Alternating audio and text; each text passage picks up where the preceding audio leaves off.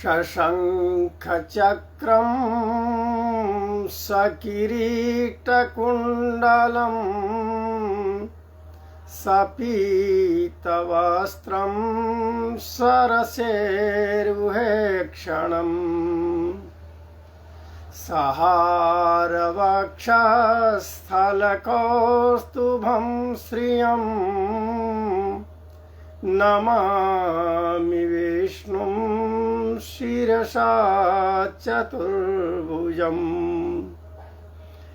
रामाय रामभद्राय रामचन्द्राय वेधसे रघुनाथाय नाथाय सीताय पतये नमः। श्री राम राम रघुनंदन राम राम श्री राम राम भरताग्रज राम राम श्री राम राम रणकर्कश राम राम श्री राम राम शरणं भव राम राम।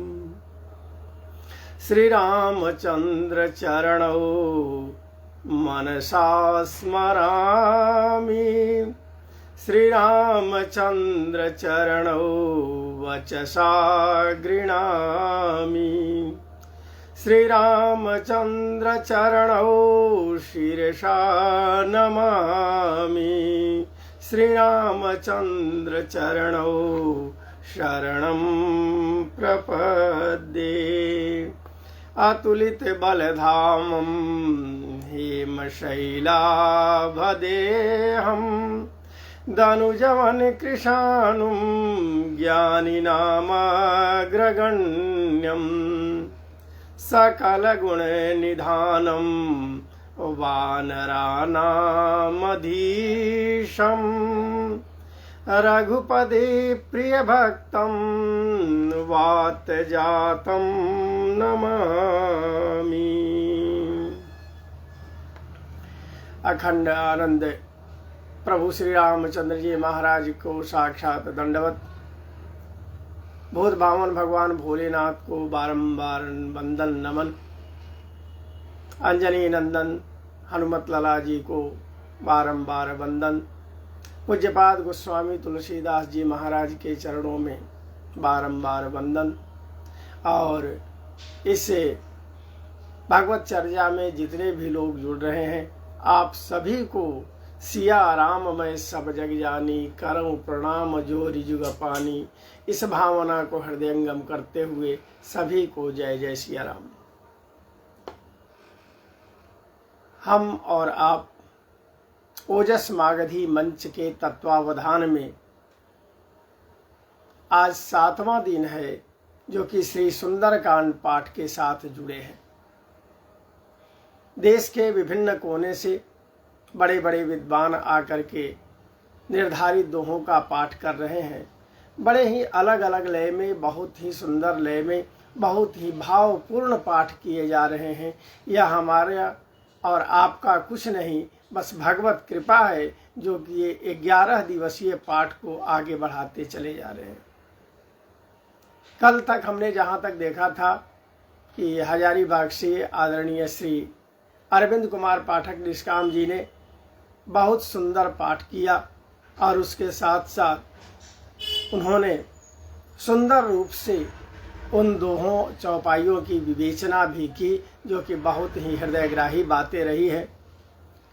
आज जहाँ की हम लोग देख रहे हैं, कुछ ही देर पहले औरंगाबाद से ही श्री संजीव कुमार पांडे जी ने बहुत ही सरस रूप में पाठ प्रस्तुत किया। सबके हृदय को आनंदित करने वाला, सबके हृदय को मोहित करने वाला। और सच में जहाँ पर भगवान की चर्चा होती है, जहाँ भगवान के पाठ होते हैं, जहाँ भगवान के कीर्तन होते हैं, उस जगह पर पहुँच जाने के बाद यह मन जो है बड़ा आनंदित हो जाता है। कुछ लोग ऐसे होते हैं जो कि नहीं जाना चाहते हैं, कुछ लोग ऐसे होते हैं जो कि भगवान का कीर्तन देख लिए उसके बाद भी बंद कर दिए। हमको क्या देखना है, टीवी है, मोबाइल है, क्या देखना है भगवान का कीर्तन। लेकिन सच बात बताऊं, ये जीवन में आगे बढ़ना है तो जीवन का माध्यम बस हमारे प्रभु ही बन सकते हैं। भगवान से जरा सा भी प्रेम हो जाए, भगवान से जरा सी भी प्रीति हो जाए तो उसका फल क्या हो सकता है कहना बड़ा मुश्किल है। बहुत बड़ा फल मिलेगा। बस भगवान के प्रति आपकी निष्ठा हो, भगवान के प्रति आपका विश्वास हो। एक सेठ जी महाराज काफ़ी आलसी थे और बहुत ही नास्तिक स्वभाव के। उन्हें भजन में जाने की कोई इच्छा नहीं होती थी। एक दिन पत्नी बार बार जिद की कि आप इतने नास्तिक क्यों बनते चले जा रहे हो। आप बगल में देखते हो कि रोज कथा हो रही है, दूर से विद्वान आए हुए हैं, आपको वहां जा करके कथा श्रवण कर लेना चाहिए। थोड़ी देर ही जाइए लेकिन चले जाइए। नहीं जाते करते करते एक दिन अनमने मन से गए। उनको तो कथा से कोई लेना देना था नहीं, कोई लगाव था नहीं। भय था पत्नी का, बार बार इन्होंने कहा है तो हमको जाना चाहिए, उनका आदर करना चाहिए। चले गए वहाँ पंडाल में। जो व्यवस्थापक थे बहुत प्रसन्न मुद्रा में, जैसे ही उन्होंने देखा कहा कि आइए आइए आइए। आ गए। जब बहुत सुंदर एक आसन दे करके कहा बैठिए बैठिए बैठिए, वे वहाँ पर बैठ भी गए। बैठ के कथा चल रही थी, बहुत भव्य कथा चल रही थी, बहुत ही मनोरम रूप से कथा प्रस्तुत की जा रही थी। लेकिन इनको उस कथा से क्या लेना देना था, वे तो उसमें कमी ही निहारते चले जा रहे थे। ठहाके से सो गए उसी आसन पर, उसी जो कुर्सी दी गई उसी पर सो गए। गहरी निद्रा आ गई। इनकी निद्रा तब टूटी जब वो व्यवस्थापक आ करके जगाया और जगा करके कहा कि जाइए जाइए जाइए। 3 शब्द उनके कानों में गए। जब घर पहुंचे तो उनकी पत्नी ने कहा कि कथा में गए थे। कहा कि हाँ गया था। मजा आया? कहा कि हाँ बहुत मजा आया। क्या सुना आपने? कहा कि 3 चीज तो सुना, आइए बैठिए और जाइए, यही 3 चीज हमने सुना। पत्नी ने कहा कि तो बस यही 3 चीज आपके गुरु मंत्र हो गए, ऐसे अपने जीवन में धारण कर लीजिए। आज से इसी को जपना शुरू कर दीजिए। सेठ जी महाराज उसी को जपना शुरू कर दिए। आइए बैठिए जाइए, आइए बैठिए जाइए, यही कहना शुरू कर दिए। भगवत कृपा कहीं जाती नहीं है सज्जनों, भगवत कृपा किसी न किसी रूप में मिलती है। एक दिन रात में काफ़ी देर रात गई, उस समय इसी बात को जपते चले जा रहे थे, आइए बैठिए जाइए, आइए बैठिए जाइए। संजोग की बात कि उसी समय 3 चोर उनके घर में घुस गए। वे घर में आए और ये अपना जप कर रहे थे। चोरों के कान में सुनाई पड़ी आइए आइए। चोर घबरा गए कि क्या हुआ, आइए आइए। वे लोग चले वहाँ से, भागने की तैयारी करने लगे। तब इन्होंने कहा कि बैठिए बैठिए बैठिए। इन्होंने चोरों को नहीं देखा था, बस अपना जप कर रहे थे गुरु मंत्र का, बैठिए बैठिए बैठिए। इसके बाद चोर भागने लगे। जब भागने लगे तब तक ये बोल रहे थे कि जाइए जाइए जाइए।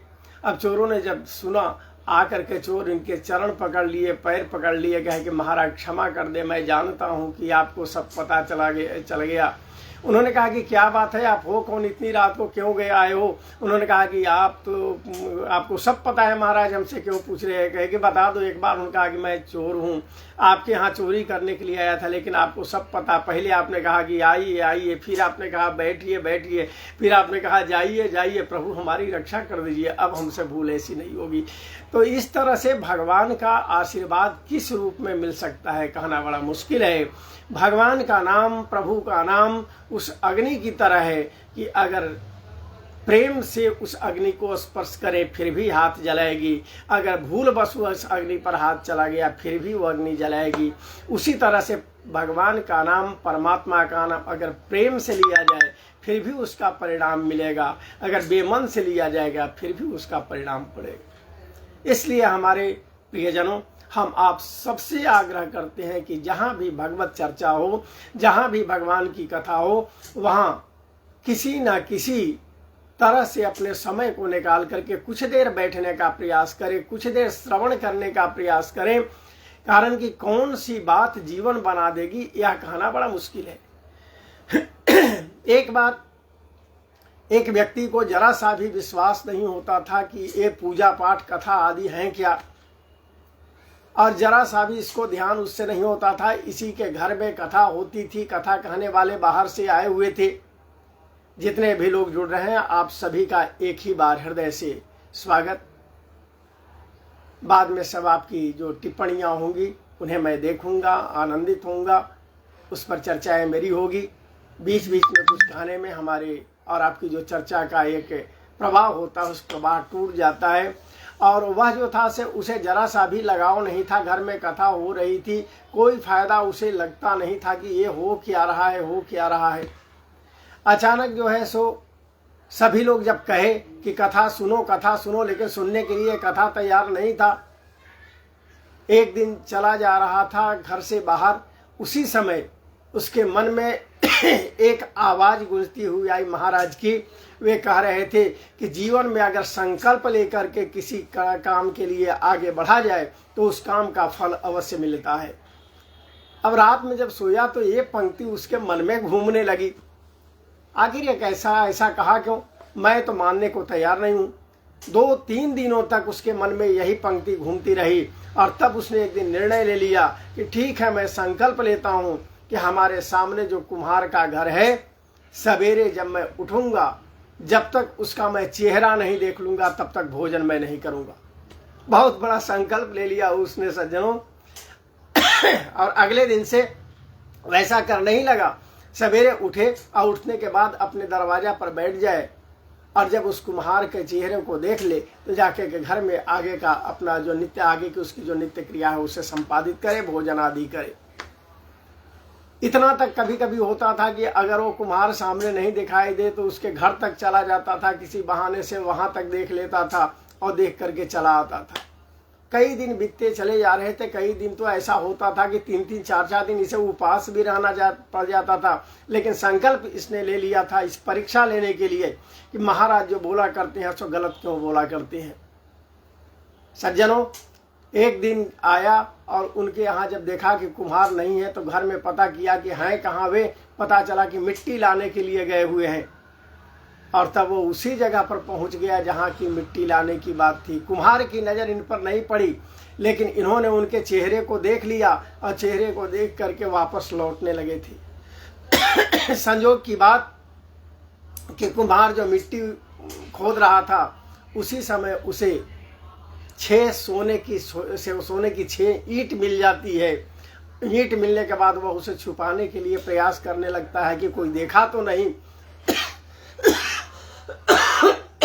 जय श्री राम, कोई इधर से गुजरा तो नहीं है।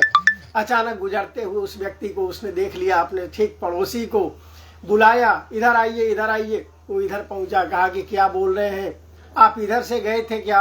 है कि गया तो था लेकिन मैंने कुछ देखा नहीं है, आपको भी नहीं देखा, मैं सीधे लौट रहा था। उन्होंने कहा कि देखिए आपने सच देख लिया है, आप और हम जो भी मिला है उसके हिस्सेदार बन जाए, नहीं तो जब राजा को पता चलेगा तो दोनों दंडित हो जाएंगे। ये 6 ईंटें हैं सोने की, इसमें से 3 ईंट आपकी, 3 ईंट हमारी। और वो 3 ईंट लेकर के वह जब घर आया उसे विश्वास हो गया कि संकल्प से ही सिद्धि होती है और जो महात्मा कहा करते थे वे गलत नहीं कहा करते थे। उस दिन से यह व्यक्ति भगवान का सच्चा भक्त हो गया और जो भी 3 ईंटों की कमाई हुई उन ईंटों की कमाई को उसने गरीबों में लुटा दिया। प्रेम से बोलिए भक्त वत्सल भगवान की जय। इसलिए कहीं भी कथा में जाइए, कहीं भी कथा की जो बातें हैं उस पर परीक्षा मत करें। कथा में जो कहा जाता है उन बातों को अपने जीवन में उतारने का, अपने जीवन में हृदयंगम करने का प्रयास करें। सच्ची बात यही होगी। अब पिछले दिनों से जो हम श्री सुंदरकांड के पाठ की ओर चले आ रहे हैं, आगे बढ़ते चले जा रहे हैं। इस पाठ से जितने भी लोग जुड़े हुए हैं, हम जहां देख रहे हैं कि कई हमारे आदरणीय तो ऐसे हैं जो कि प्रतिदिन कथा में पहुंचते हैं। हम आप सभी का हृदय से वंदन करते हैं, अभिनंदन करते हैं। अब देखिए हमारे हनुमान जी महाराज को ही उन्होंने कई जगह पर इन बातों का संकेत कर दिया है कि जो भी करते हैं हमारे प्रभु करते हैं, हम कुछ भी नहीं करते हैं। देखिए जिस समय वे अशोक वाटिका में अशोक वृक्ष पर थे, माता नीचे वहां पर थी बैठी हुई, उस समय उन्होंने जो स्थिति देखी उन्हें बड़ी चिंता हो रही थी कि किस तरह से हम माता से मिल पाएंगे, कौन सा उपाय खोजूं जो कि माता के सामने चला जाऊं। अचानक उन्होंने देखा कि माता अग्नि के लिए काफी विलाप कर रही हैं। इन्होंने जैसे ही मुद्रिका डाली, इसके बाद माता ने कहा कि कौन है। जब उन्होंने प्रभु का गुणगान किया तो माता सामने आने की उन्होंने याचना की। हनुमान जी महाराज सोच गए कि ये सब प्रभु का किया धराया है, मैं इसमें कुछ नहीं कर, मैं तो इतनी देर से सोच रहा था कि कैसे मैं काम करूंगा, रास्ता उन्होंने दे दिया। और आगे की ओर देखें, जब दशानन आकर के वहां चंद्रहास निकाल करके माता को मारने के लिए तैयार था, उस समय हनुमान जी को लगा था कि मैं उतर करके क्या कर डालूं, अभी दशानन को ही समाप्त कर डालूं। लेकिन अचानक उन्होंने देखा कि जिस बात के लिए मैं चिंता कर रहा हूं मैं कैसे कर लूं, मंदोदरी वहां पर आ जाती है और मंदोदरी उन्हें बचा डालती है। ये भी तो प्रभु की कृपा है, करना मुझे था लेकिन कर डाली मंदोदरी। ये सब प्रभु की ही कृपा है जो करा दिया करती है। और तो और आप देखें, जिस समय वे उसी अशोक वृक्ष पर बैठे हुए थे, उस समय त्रिजटा नाम की राक्षसी माता को समझा रही है, उन राक्षसनियों को बता रही है कि देखो मैंने देखा है कि दशानन के 10 सिर कट गए हैं, 20 भुजाएं कट गए हैं, दक्षिण दिशा की ओर जा रहा है। एक बानर आया है, बानर आकर के पूरी लंका में आग लगा दिया। हनुमान जी महाराज कहे कि हमको तो ये टास्क मिला ही नहीं।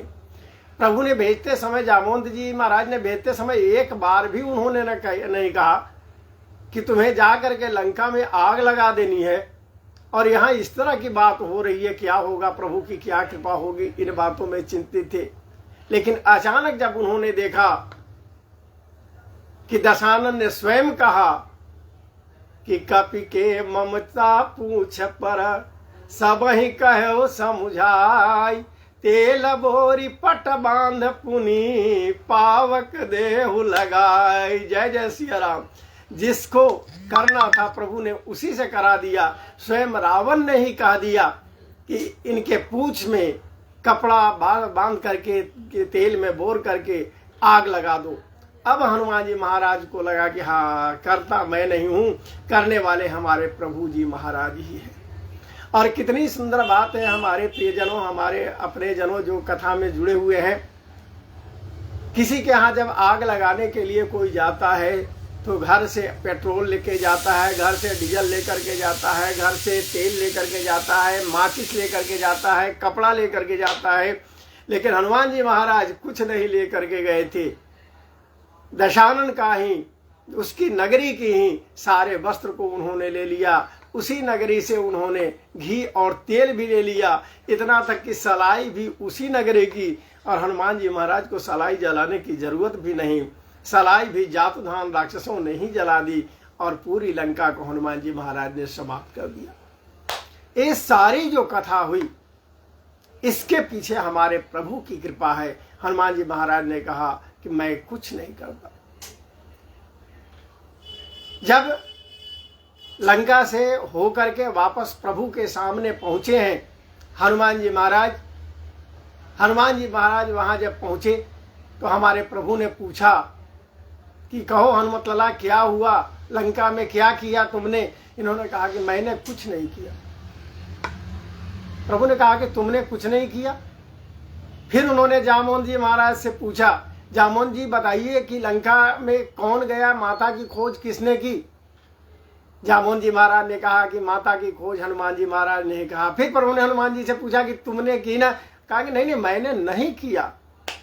अंत में थोड़ा सा रुष्ट होकर के भगवान बोले कि ना तुमने किया, ना जामवंत जी महाराज ने किया, ना नल नील अंगद ने किया, तो क्या मैंने किया। हनुमान जी महाराज काफी प्रसन्न होते कहते बस प्रभु, जो मुझे कहना तो आपने ही कह दिया। सब कुछ जो हुआ है वह आपने किया है, मैंने कुछ नहीं किया।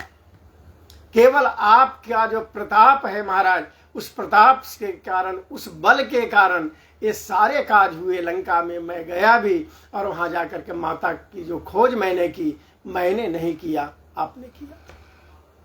देखिए हमारे श्रद्धालु जनों, हमारी आदत होती है कि हम जब कोई काम करते हैं तो अपने आप को बहुत बड़ा दिखलाने लगते हैं। लेकिन हनुमान जी महाराज बड़ा नहीं दिखाए। हनुमान जी महाराज को जब भी कोई बड़ा काम करना रहा उस समय वे छोटे बन गए थे।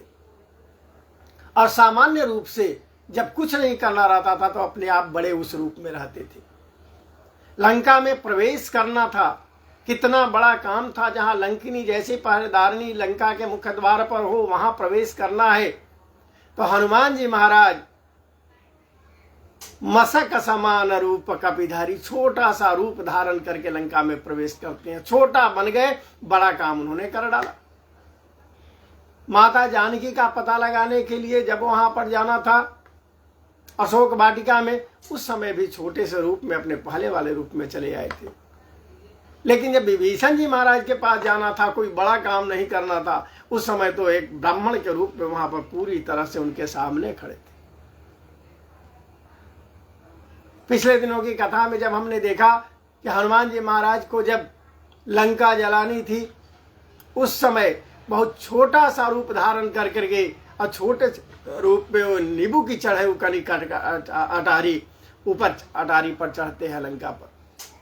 बहुत बड़ा दर्शन है कि जीवन में कोई भी काम करना हो तो हमें नम्र बनना चाहिए।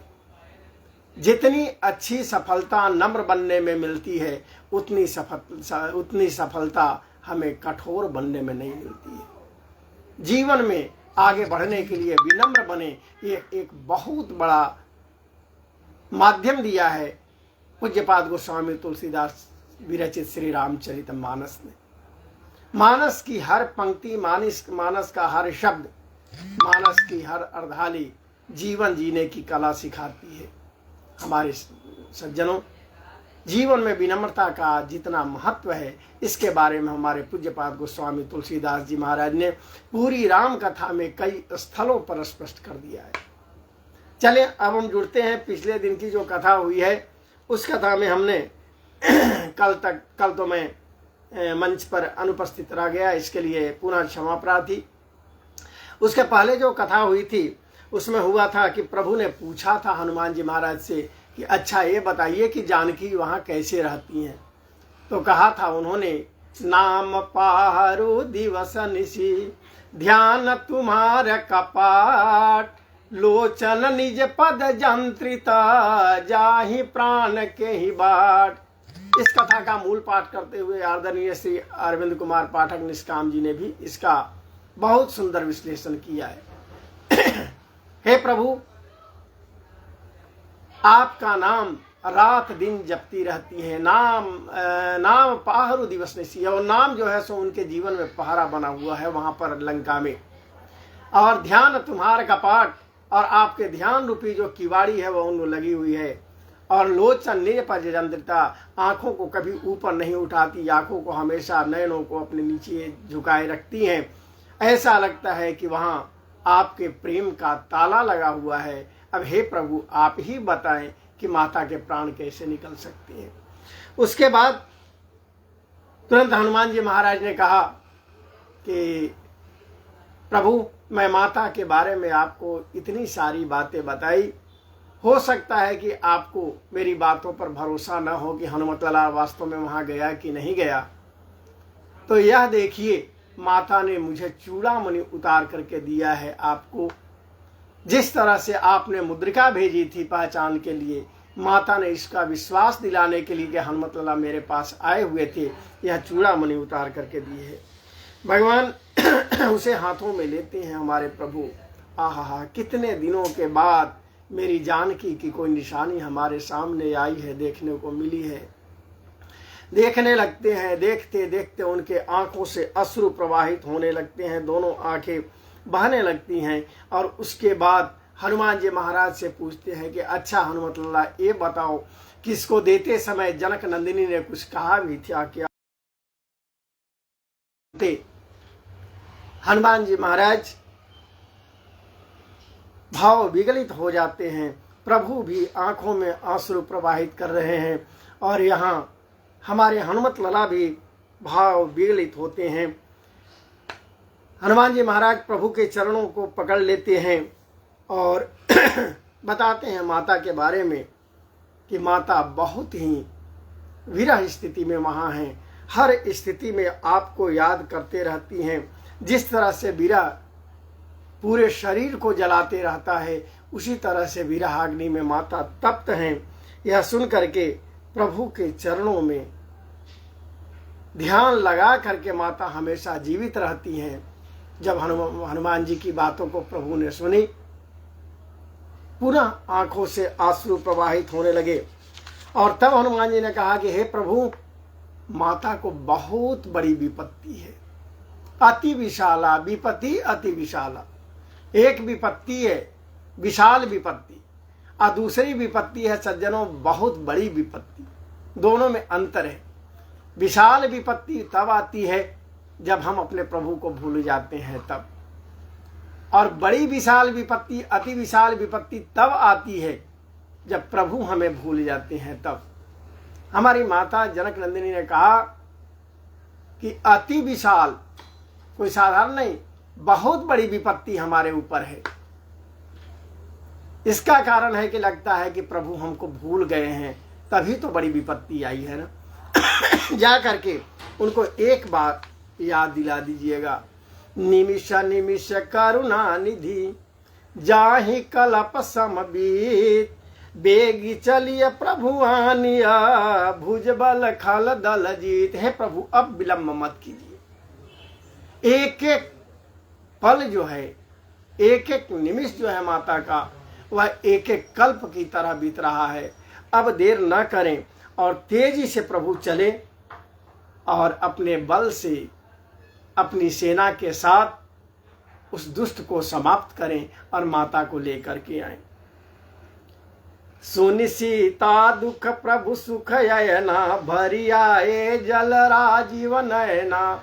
अरे हनुमत लला तो बताते जा रहे हैं माता के कष्ट को, और हमारे प्रभु की आंखों से लगातार आंसू बहते चले जा रहे हैं। सारी अतीत की जो घटनाएं थी, अतीत की जो लीलाएं थी, वे लीलाएं उनके ध्यान में आती हैं और वचन से कुछ नहीं कह पाते हैं, बस उसी तरह से है। कहा हनुमंत विपति प्रभु सोई, जब तब सुमिरन भजन न होई। हनुमान जी महाराज ने कहा कि हे प्रभु, विपत्ति तब तक ही रहती है जब तक कि आपको कोई ध्यान नहीं करता, आपका सुमिरन नहीं करता। और जैसे ही व्यक्ति आपका सुमिरन करने लगता है, आपको याद करने लगता है, आपका नाम लेने लगता है, बड़ी से बड़ी विपत्ति का समूह भी उसका समाप्त हो जाता है। अब वहां की राक्षसी सेना के बारे में कितनी बातें बताऊं। हे प्रभु अब जल्दी चलिए और चल करके माता को वहां से ले लाइए। इतनी बातों को सुनते सुनते जो हमारे रघुनंदन जी महाराज आंखों में अश्रु प्रवाहित कर रहे थे, उन्होंने कहा, सुनु कपितो ही समान उपकारी, नहीं को सुर नर मुनि तनुधारी। हे हनुमत लला, सच बात कहता हूं, तुम्हारे समान हमारा उपकार करने वाला कोई नहीं है। अब मैं कभी भी तुम्हारे इस कर्ज से ऋणी नहीं हो सकता हूं। अब देखिए कितनी बड़ी बात प्रभु ने कह दी। अगर स्वामी कह दे अपने सेवक से कि कभी भी तुम्हारे कर्ज से ऋणी नहीं हो सकता, तो फिर सेवक से स्वामी बंध जाता है।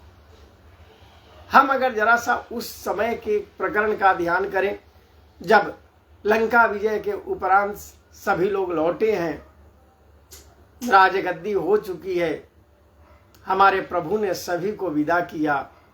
अंगद, जामवंत, विभीषण जी महाराज, जितने भी लोग आए थे सभी को विदा कर दिया।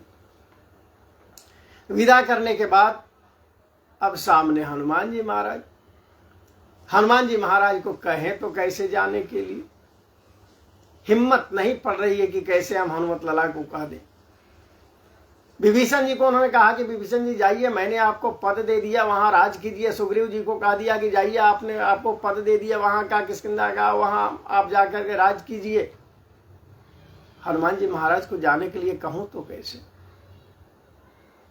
इन्होंने लखन लाल को कहा कि लखन लाल तो थोड़ा कड़वा है, जरा सा भी कुछ बर्दाश्त नहीं करता है, शायद थोड़ा सा कुछ कड़वाहट लाए।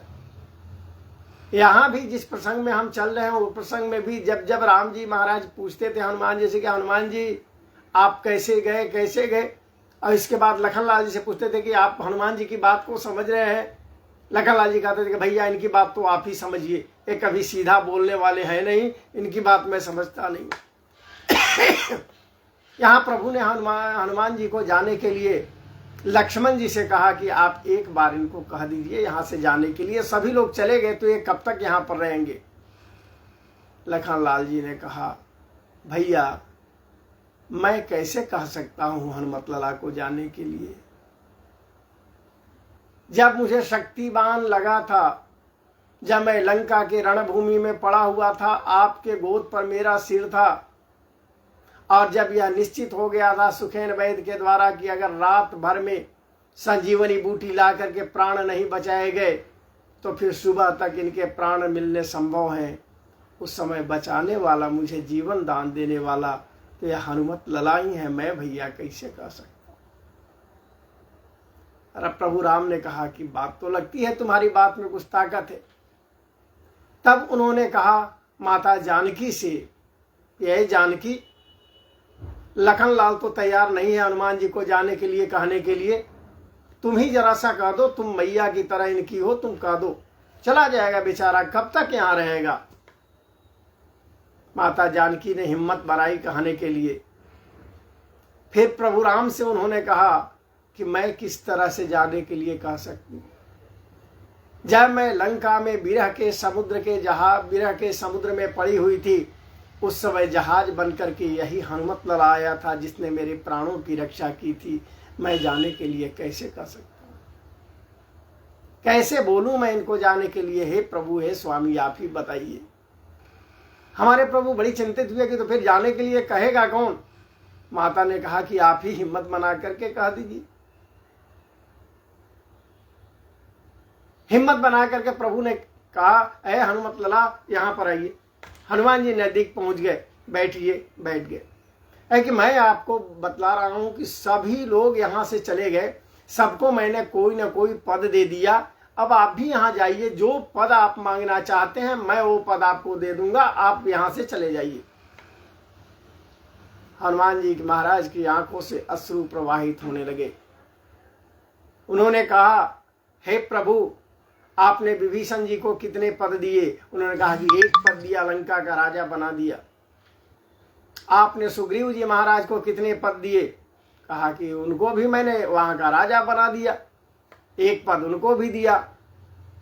हनुमान जी महाराज प्रभु के चरणों में लेट गए और दोनों चरणों को पकड़ के बोलते हैं कि हे प्रभु, आपने उन लोगों को एक पद दिया, लेकिन मुझे दोनों पद चाहिए, और ये दोनों पद आपके चरणों में मुझे स्थान चाहिए, दूसरे लिए मुझे कोई जगह की आवश्यकता नहीं है। प्रेम से बोलिए भक्त वत्सल भगवान की जय। यही कारण है कि जब भी आज भी हम कोई चित्र देखते हैं, कोई दर्शन करते हैं उस तरह का, तो वहां दक्षिणे लक्ष्मणो यस्य, जिनके दाहिनी तरफ लक्ष्मण है, वामे च जनकात्मजा, बाईं तरफ जगह जननी जानकी है, पुरतो मारुतिर्यस्य, चरणों के पास सामने में हनुमत लला है। तम वंदे रघुनंदनम, मैं वैसे रघुनंदन जी महाराज का वंदन करता हूं। प्रभु बोले कि हे हनुमान जी, मैं आपके इस उपकार का कोई प्रति उपकार नहीं कर सकता। सुन सुत तो ही उरीन मैं नाही, मैं आपसे कभी उरीन नहीं होगा, मैं निश्चित रूप से कहता हूं। इस तरह से हमारे प्रभु बोलते चले जा रहे हैं और हनुमान जी महाराज टकटकी लगा करके प्रभु को देखते चले जा रहे हैं। जरा सा भी इधर उधर नहीं, बस उनकी नजरें वहीं पर पड़ी हुई है जहां प्रभु बोल रहे हैं। प्रभु के चेहरे पर नजरें हैं हमारे हनुमत लला की। प्रभु बोल रहे हैं, हनुमान जी उनको देखते चले जा रहे हैं बार बार, और इनकी आंखों से अश्रु प्रवाहित हो रहे हैं। सुनि प्रभु बचन बिलो की मुख, गात हरस हनुमन चरण पर प्रेमा कुला, त्राहि त्राहि भगवंत। और इसके बाद एकदम पुलकित शरीर से उनके चरणों में गिर पड़ते हैं और चरणों को पकड़ करके बोलते हैं कि हे प्रभु, आप मेरी रक्षा करें, आप मेरी रक्षा करें, अब इससे अधिक मुझे कुछ नहीं चाहिए। प्रभु उन्हें बार बार उठाना चाहते हैं अपने चरणों से, लेकिन हनुमान जी महाराज चरणों को छोड़ना नहीं चाहते हैं। कितनी बड़ी भक्ति का एक दृश्य वहां बना होगा। स्वामी अपने सेवक को अपने चरणों से उठाना चाहता है और सेवक उनके चरणों से उठना नहीं चाहता है। वही स्थिति वहां पर बनी है और तब दोनों के दोनों प्रेम में मग्न हो जाते हैं। भगवान हमारे प्रभु रघुनंदन उनके माथे पर हाथ रख कर के अपने कमल के समान जो हाथ है उनसे माथ सिर को सहला रहे हैं और कथा कहते कहते हमारे बाबा भोलेनाथ जी महाराज बड़े ही प्रेम मग्न हो जाते हैं कि हे पार्वती, किस तरह से हमारे प्रभु हनुमतला के मस्तक को सहला रहे हैं। जीवन का सच्चा आनंद उन्हें प्राप्त हो रहा है। और अब सावधान होकर के सुनो, मैं आगे की कथा सुना रही हूँ। हे जगत जननी पार्वती, आगे की कथा हमारे प्रभु भोलेनाथ माता को बताना आरंभ करते हैं। हमारे प्रभु पूछने लगे कि हे हनुमतला, अब बताइए कि वह लंका किस तरह की है और किस तरह से हम वहां जाकर के उस बड़े गढ़ को समाप्त कर सकते हैं, लंका को तोड़ सकते हैं, वहां पहुंच सकते हैं। इतनी बात सुनते सुनते कुछ देर पहले हनुमान जी महाराज ने देखा कि अब तक जितनी बातें मैं बोल रहा हूँ, सुनते सुनते हमारे प्रभु की आंखों से अश्रु प्रवाहित हो रहे हैं। हमारे प्रभु रोते चले जा रहे हैं। अब जब उन्होंने देखा कि अब प्रभु रास्ते पर आए हैं, पूछते हैं कि लंका कैसी है, किस तरह से दुर्ग को तोड़ा जा सकता है, तब इनके मन में प्रसन्नता हुई। लगा कि अब हमारे प्रभु थोड़ा प्रसन्न हुए हैं और अब अभिमान के साथ बोलना प्रारंभ किए। स्वाभिमान होता है, जब स्वामी प्रसन्न हो जाए तो स्वाभिमान हो। अब तक हनुमान जी महाराज जो भी कहते जा रहे थे कि जो भी मैंने किया सब आपका प्रताप है महाराज, आपका प्रताप है, जो भी किया आपने किया। लेकिन अब जब देखा कि प्रभु प्रसन्न है, तब उन्होंने कहा, शाखा मृग के बड़ी मनुसाई, शाखा ते शाखा पर जाई, नागी सिंधु हाटक कपूर जारा, निशिचर गण बधि विपिन उचारा, सो सब तब प्रताप रघुराई, नाथन कछु मोरी प्रभुताई। अब बता दिए कि हमने क्या क्या वहां पर किया। उन्होंने कहा कि हे प्रभु, हम तो शाखा मृग हैं, हम पेड़ पर रहने वाले पशु हैं, यानी बंदर हैं। हमारा काम इस शाखा से उस शाखा तक जाना है, कुछ नहीं। लेकिन यह जो बंदर है, यह बंदर इस अगाध सिंधु को लांगा और अगाध सिंधु को लांग करके लंका जा करके लंका को जलाया है। वहाँ के जो अशोक वाटिका में जो फल फूल खाने के लिए हम गए थे, वहाँ राक्षस है, उनको हमने संहार किया। यह मैंने कुछ नहीं किया है प्रभु, सब जो है आप ही का प्रताप है और जो भी हुआ है से आप ही के प्रताप से हुआ है। अगर हमारे जीवन में ये भावना आ जाए ना, तो फिर हम कहीं भी पीछे नहीं हो सकते। हम सब कुछ करें, करना हमें है। भगवान श्री कृष्ण ने श्रीमद् भगवद गीता में कहा, कर्मण्येवाधिकारस्ते मा फलेषु कदाचन। आप कर्म करते जाइए, फल की चिंता मत कीजिए, लेकिन उस कर्म के बारे में कभी मत सोचिए कि कर्म मैंने किया है, सफलता का श्रेय मुझे मिलना चाहिए। और जब हमारे प्रियजनों भाव में यह आ जाएगा कि सफलता का श्रेय मुझे नहीं मिलना चाहिए, सफलता का श्रेय तो स्वतः ही मिल जाएगा।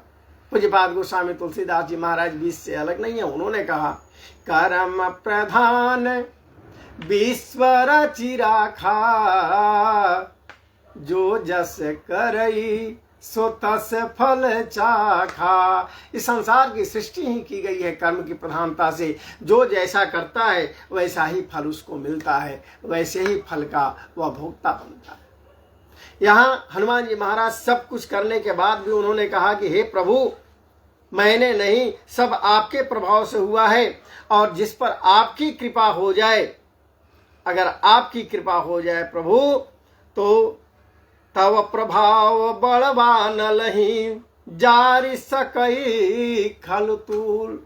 अगर आपकी कृपा हो जाए तो बड़वानल जिस रुई के ढेर को जला करके भस्म कर दे सकता है, अगर आपकी कृपा हो तो वही रुई उस बड़वानल को भी जा करके जला करके खत्म कर दे सकती है, समाप्त कर दे सकती है। बस आपकी कृपा चाहिए। कई जगह ऐसी ऐसी बातों की ओर संकेत किया है हमारे पूज्यपाद गोस्वामी तुलसीदास जी महाराज ने। एक बार उन्होंने कहा कि अगर आपकी कृपा हो जाए तो जो गरुड़ सांपों को खाता है, एक छोटा सा सांप भी चाहे तो उसको समाप्त कर दे सकता है। यानी सबसे ऊपर जो है सो प्रभु की कृपा है। हनुमान जी महाराज बोलते चले जा रहे हैं, हमारे प्रभु का हाथ उनके मस्तक पर है। और उसके बाद हनुमान जी महाराज ने कहा कि हे प्रभु, अब मुझे कुछ नहीं चाहिए, अब आप अपनी अनपायनी भक्ति दे दीजिए, जिस भक्ति से मैं कभी भी अलग ना हूं, जिस भक्ति से कभी हमको अलग होने का कोई अलग होने की बाधा न मिले, वह भक्ति हमको दे दीजिए प्रभु। प्रभु हनुमान जी की इन वाणी को सुन करके, बहुत ही सरल वाणी थी हनुमान जी की वाणी को सुन करके प्रभु ने कहा एवं मस्तु, ऐसा ही होगा। प्रभु ने अनपायनी भक्ति दे दी है हनुमतुल्लाह को। इसलिए जहां भी प्रभु श्री राम की कथा होती है वहां हमारे हनुमान जी महाराज जरूर जाते हैं। हमने पहले भी आपसे इस बात की चर्चा की। अनपायनी भक्ति मिली हुई है प्रभु की, वो भक्ति कभी समाप्त होने वाली नहीं है। इतना तक प्रभु ने कहा है कि अगर तुम्हारा कोई चिंतन करेगा, तुम्हारा भी नाम लेगा, उससे भी मुझे प्रसन्नता होगी। ये तो प्रभु की अद्भुत लीला है। हमारे भोलेनाथ कहते हैं कि हे पार्वती, ये तो हमारे प्रभु का गजब का स्वभाव है, अनपायनी भक्ति देती हैं, और अगर इनको छोड़ करके कोई दूसरे को भज रहा है तो करने की बात ही क्या है। हमारे प्रभु को भजे, जीवन में सबसे बड़े उद्धार का एक माध्यम उनका भजन, उनका कीर्तन, उनकी उपासना, उनकी आराधना है। यह इतना ही नहीं, पूज्यपाद गोस्वामी तुलसीदास जी महाराज ने कहा कि यह जो संवाद हुआ हनुमान जी महाराज और प्रभु श्री रामचंद्र जी महाराज के बीच में, यह जो संवाद हुआ, इस संवाद को भी जो हृदय में लाता है, इस संवाद को भी जो सुनता है, इस संवाद को भी जो ध्यान में लाता है, वह भी हमारे प्रभु के चरणों के असीम भागीदार बनता है। प्रभु की कृपा उस पर भी होती है। इसलिए हमें इस भाग का श्रवण भी बहुत ही लाभदायक होता है। अब इस तरह की जो स्थिति देखे, उनको अनपायनी भक्ति मिली, तो जितनी वानरी सेना वहां थी, सभी वानरी सेना जय श्री राम जय श्री राम जय श्री राम करते हुए सबको प्रसन्न कर रही है। और तब हमारे प्रभु सभी वानरी सेना को वहां पर बुलाते हैं और सबको बुला करके उन्होंने कहते हैं कि अब विलंब करने की जरूरत नहीं है, जल्दी से। सुग्रीव जी महाराज से उन्होंने कहा, तब कपिपति ही बोला हुआ, सुग्रीव जी महाराज को बुला कर कहा कि अब विलंब नहीं, अब जल्दी से जल्दी हम लोग को प्रस्थान करने की जरूरत है लंका की ओर। सारी तैयारी कर दीजिए और जल्दी से जल्दी चलिए। इतना सुनते ही सुग्रीव जी महाराज ने सभी वानर भालुओं को आदेश दिया और बहुत बड़ी बड़ी संख्या में वहां वानर भालू सभी पहुंचे।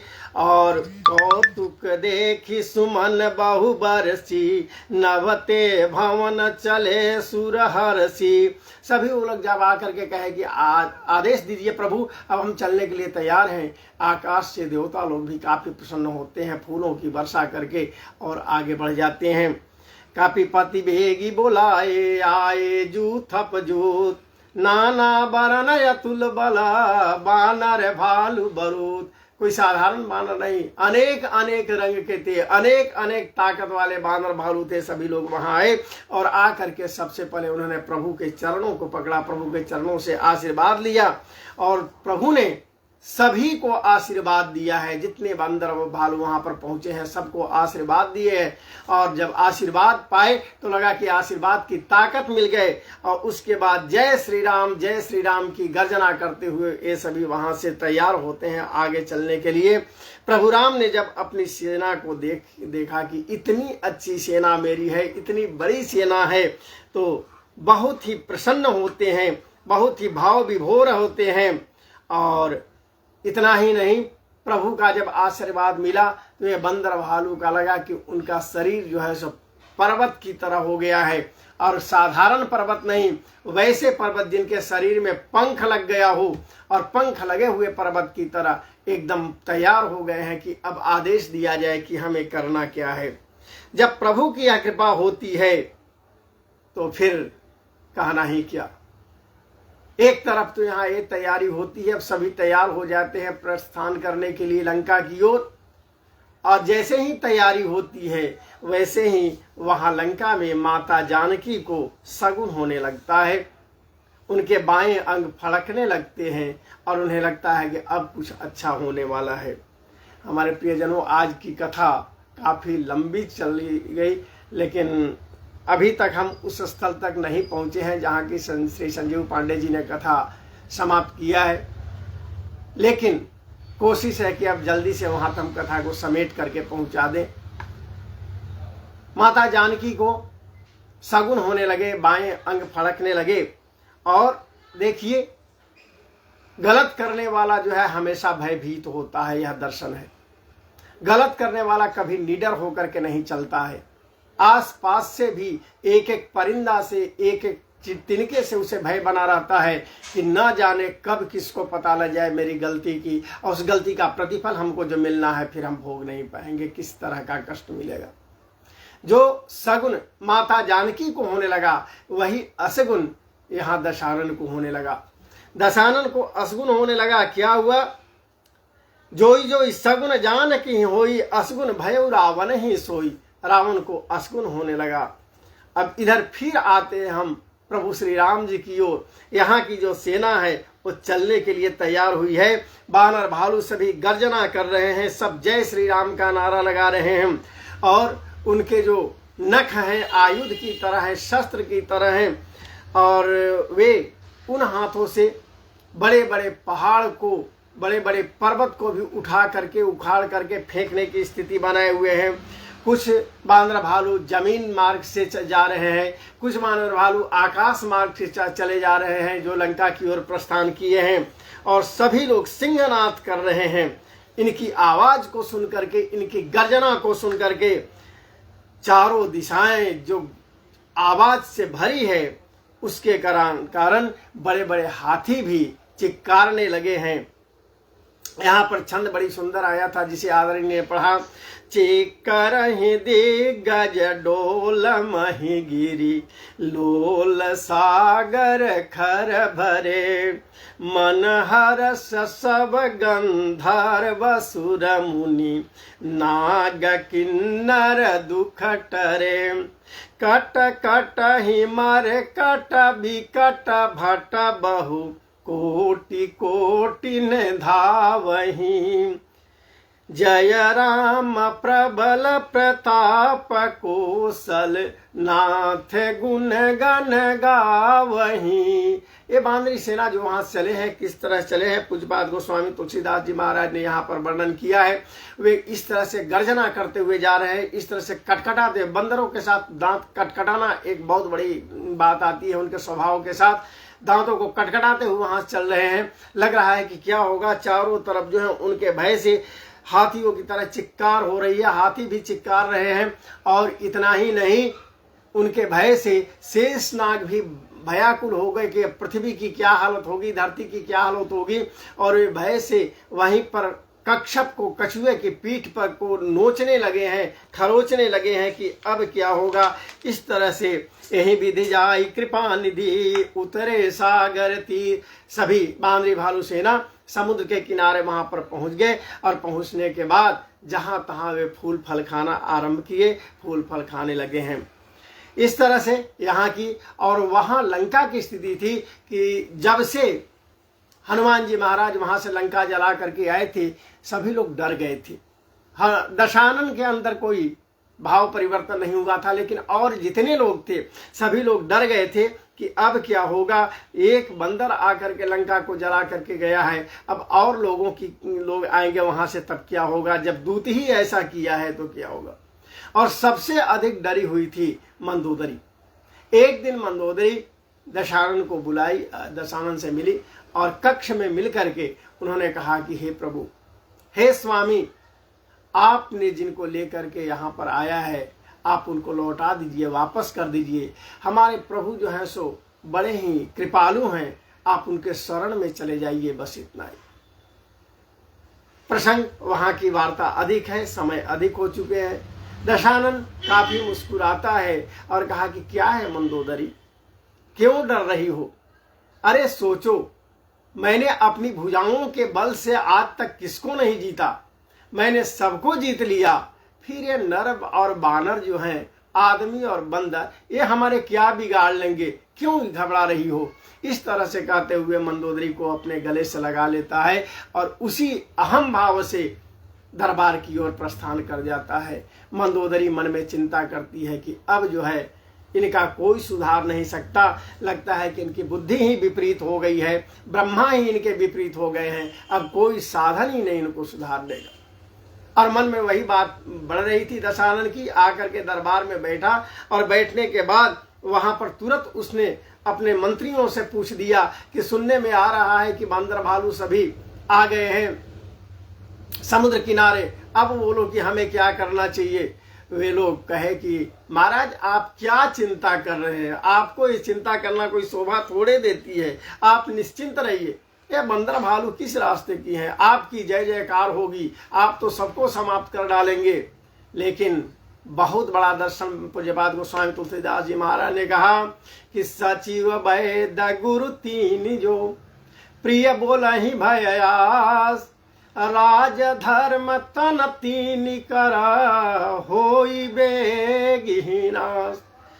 सचिव यानी मंत्री, वैद्य और गुरु, तीन को किसी के भय से या किसी के ठाकुर सुहाती में, किसी के बड़ाई में, तीन लोगों को सत्य बात को छुपा करके कुछ नहीं बोलना चाहिए। केवल प्रिय बात बोले, सत्य को छुपा दे तो समझ लीजिए कि तीन चीजों का नाश होना संभव है, अवश्यंभावी। अगर सचिव सत्य को छुपा करके प्रिय बोल रहा है तो याद रखें राज धर्म का विनाश हो जाएगा। अगर वैद्य सत्य को छुपा करके केवल उसकी खुशी के लिए प्रिय बात बोल रहा है तो इस शरीर का नाश हो जाएगा। बहुत बड़े बड़े रोग हैं और हम पूछे कि क्या है तो हमको खुश करने के लिए अगर वो कह दे कि नहीं कुछ नहीं खत्म हो गया, समझ लीजिए कि वो शरीर का नाश करने वाला है वैद्य। और गुरु, अगर गुरु किसी को सही छुपा करके उसकी बड़ाई में प्रिय बनने के लिए सब कुछ कह दे तो समझ लीजिए कि धर्म का नाश हो जाएगा। इसलिए पूज्यपाद गोस्वामी तुलसीदास जी महाराज ने इस दोहा के माध्यम से इन तीनों को एक मार्गदर्शन दिया है कि सचिव को कभी असत्य का पालन नहीं करना चाहिए, वैद्य को कभी असत्य का पालन नहीं करना चाहिए और गुरु को कभी असत्य का पालन नहीं करना चाहिए। और केवल प्रिय बनने के लिए सत्य को छुपा करके उससे कोई बात कहना एक गुरु, सचिव और वैद्य के लिए बहुत ही मार्ग का अवरुद्धक बन सकता है। लेकिन यहां पर दशानन को प्रसन्न करने के लिए, दशानन के सामने अपने प्रिय बनने के लिए, अरे कुछ लोग ऐसे होते हैं ना जीवन में कि प्रिय बनने के लिए कुछ भी कर सकते हैं। हमारे एक मित्र थे, बड़ा बढ़िया कहा करते थे कि एक बार मालिक ने कहा कि अच्छा देखो देखो देखो अभी दिन में तारा दिखाई दे रहा है ना। तो नौकर जो था कहा हमारा तारा दिखाई दे रहा, और इतना ही नहीं, तारा के ठीक बगल में जो है सो एकदम छोटी सी टिमटिमाता हुआ भी तारा हमको दिखाई दे रहा है, जो कि बड़ा लाल रंग का दिखाई दे रहा है। अब ये होते हैं प्रिय बनने वाले। तो कभी भी प्रिय बनने के लिए उसके विनाश का माध्यम नहीं बनना चाहिए। हमारा श्री रामचरितमानस इन बातों के तथ्यों को स्पष्ट करता है। लेकिन दशानन को यही सहायता बनी हुई है, सभी लोग उसी तरह से उनको खुश करने के लिए उनकी स्तुति करते चले जा रहे हैं। लेकिन संजोग जानिए कि अवसर जानि विभीषण आवा, ऐसा संजोग था, प्रभु की कृपा थी कि उसी समय विभीषण जी महाराज वहां पर पहुंचते हैं, अपने भैया के चरणों में प्रणाम करते हैं और अपने आसन पर बैठ गए। बैठे तो पूरे प्रसंग की उनको जानकारी मिली कि क्या हो रहा है। तब उन्होंने कहा कि हे भैया, सभी मंत्रियों ने अपनी बात कह डाली, लेकिन अगर मुझसे पूछा जाएगा तो मैं आपसे एक ही बात कहूंगा। क्या? कि जो आपन चाहे कल्याणा सुख सुमति शुभ गति सुख नाना। अगर आप अपना कल्याण चाहते हैं सो पर नारी लीलार गोसाई, तजऊ चौथ के चंद किनाई। पर नारी जिसे आप हरण कर करके ले आए हैं उसे आप वापस कर दें। जिस तरह से हम चौथ के चंद्रमा को नहीं देखना चाहते, उससे अलग रहना चाहते हैं, उसी तरह से परनारी पर, दूसरे की स्त्री पर दृष्टि डालना भी बहुत गलत है। इसलिए आप लौटा दें इन्हें। 14 भुवन एक पति होई, भूत द्रोह दिष्टै नहीं कोई, गुण सागर नागर जो अलप लो बल कहे न को। बहुत समझाए हैं विभीषण जी महाराज और बताए उन्होंने कि काम क्रोध मद लोभ सब नाथ नरक के पंथ, सब परिहरि रघुबीर ही भजहु भजहि जय संत। हे प्रभु, काम, क्रोध, अहंकार और लोभ, ये चार जो हैं सो नरक के रास्ते खोज करके तैयार कर देती हैं। अगर इन चारों का पालन कर रहे हैं, इन चारों में है आप, तो सीधे नरक में जाना आपको है। अगर इनसे बचना है तो इन सब से बचते हुए प्रभु के शरण में चले जाएं। अगर प्रभु के शरण में चले जाएंगे तो जितने भी काम, क्रोध, अहंकार, लोभ हैं वे सब अपने आप समाप्त हो जाएं। मैं इतने रुपए कमाता हूं, हमारे अंदर अहंकार है सज्जनों।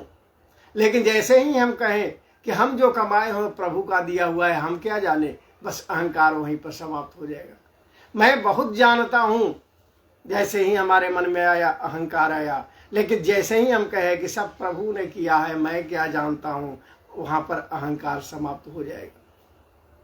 तो प्रभु को जो भजते हैं काम, क्रोध, मद, लोभ सबसे एकदम अलग हो जाते हैं।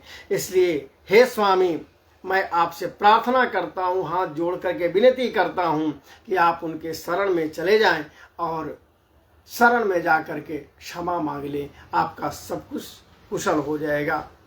आप उनसे बैर मत कीजिए। मैं बार बार आपके चरणों में वंदन करते हुए आपसे यही प्रार्थना करता हूँ। वहीं पर एक मंत्री बैठे हुए थे जो काफी बुजुर्ग थे, माल्यवंत। माल्यवंत ने कहा कि हे दशानन, यह जो विभीषण कह रहे हैं, विभीषण सही कह रहे हैं। आप ऐसा काम कीजिए, जानकी को लौटा दीजिए। इतना सुनना था कि दशानन का क्रोध बढ़ गया और क्रोध बढ़ने के बाद उसने कहा कि तुम लोग से हट जाओ और खाते हो मेरा और गुण गाते हो उस हमारा जो शत्रु है, जो समुद्र के किनारे बैठा है उसका, इसलिए अब तुमको हमारे पास रहने की जरूरत नहीं है। माल्यवंत जी महाराज वहां से उठे हैं, वे घर चले गए। लेकिन फिर समझाने लगे हैं विभीषण की भैया, सुमति और कुमति, सुबुद्धि और कुबुद्धि सबके मन में है, लेकिन जहां सुमति है वहां धन संपत्ति बढ़ती है और जहां कुबुद्धि होती है वहां विपत्तियों का आगमन होता है। इसलिए आप पर अब एक कुबुद्धि आ गई है, इसे दूर कीजिए, नहीं तो विपत्तियों का आगमन होने वाला है। बहुत प्रार्थना करने के बाद वे चाहते हैं कि यहां से, और इसके बाद भी जब दशानन सुनने के लिए तैयार नहीं है तो उनके चरणों को पकड़ लेते हैं और पकड़ करके विभीषण जी महाराज कहते हैं, तात चरण गहि मागऊं राखऊं मोर दुलार, सीता देहूं राम कहूं अहित न होई तुम्हार। हे प्रभु, हे भैया, हमारे दुलार को रख लीजिए, हमारे प्यार को रख लीजिए। हमको जो प्यार आप देते हैं उसी के नाते मैं कह रहा हूं कि आप सीता जी को लौटा दीजिए, आपका कोई अहित होने वाला नहीं है।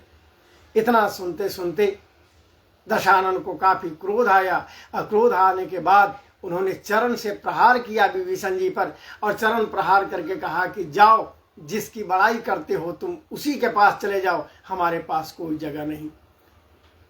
अब इस प्रकरण से, इस कथा से, जबकि 42 दोहे तक पाठ हुआ है, हम 40 तक ही 40 के मिलते हैं। आज की कथा यहीं पर पूर्ण। आज कथा इतनी भयो सुनहु वीर हनुमान, राम लखन सिया जानकी सदा करहु कल्याण। पुष्पांजलि अर्पण करऊं ग्रहण करऊं महाराज, कृपा दृष्टि अवलोकिए सब अपराध विशाल। जय जय सिया राम। जितने भी लोग आज कथा में जुड़े, जितने भी लोग भगवत चर्चा में जुड़े, आप सभी का बहुत ही तहे दिल से अभिनंदन, अभिवादन। सभी पर हमारे प्रभु की कृपा बरसती रहे। जय जय सिया राम।